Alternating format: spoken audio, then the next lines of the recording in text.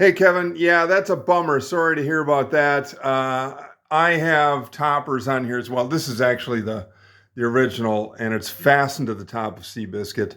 But over there in the Fairmont and Sunshine Park, yeah, those are heavy, and if they come down, you're going to hear me swearing as well. I do plenty of swearing when I'm trying to diagnose these things.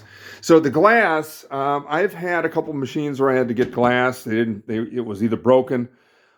This one in particular, this is the big race that I got out of a barn out east, and barn rats had chewed a bunch of these holes larger, and so I redid the entire play field here. But this glass, it's like 3/16. It's thick plate glass. And I ended up going to a local glass store. It was a lot cheaper than it was, a lot cheaper last year and years prior. This year, I mean, glass is just through the roof. But you want to make sure you measure it accurately because if it's too big, it's not going to fit. All right, so let's get on to the power issue. So both of these machines, my 38 Seabiscuit and 41 Fairmont, both Bally machines. Yours is a Bally as well. They can be different. And the place I'm going to have you look first and foremost. Actually, before you do that, if you've got a multimeter, great. If you don't, get a multimeter because you're going to want to check for continuity. In other words, make sure that you have current across each of the fuse links. I've had fuses that, even though they looked okay visually, they didn't have continuity. Older fuses do that sometimes. But you want to check for continuity across the contacts, not just across the fuse.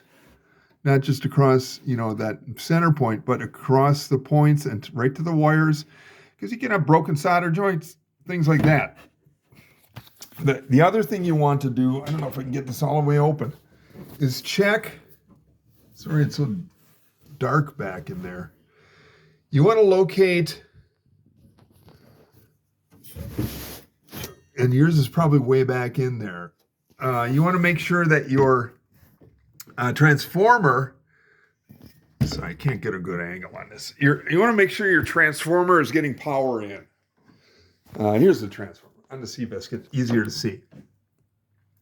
So you're going to trace the cord into your system, your regular power cord, and you can actually see there's on a Seabiscuit, there's a fuse link down there.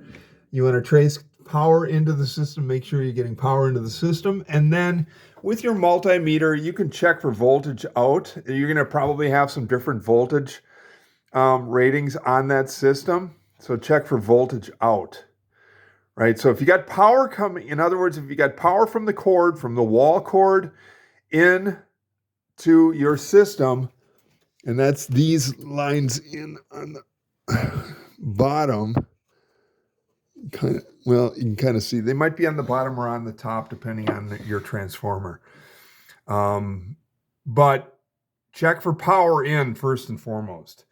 If you're not getting power in, it might be that fuse link that's prior to the transformer.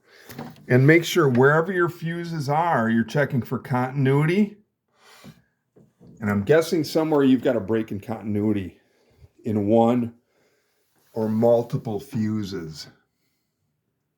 So report back and vacuum that glass. That plate glass can really make some nasty little shards, and if they get down into the playfield holes, well, you just take your time and make sure you get them cleaned out. So not a big loss, not like breaking the back glass. That would be a problem.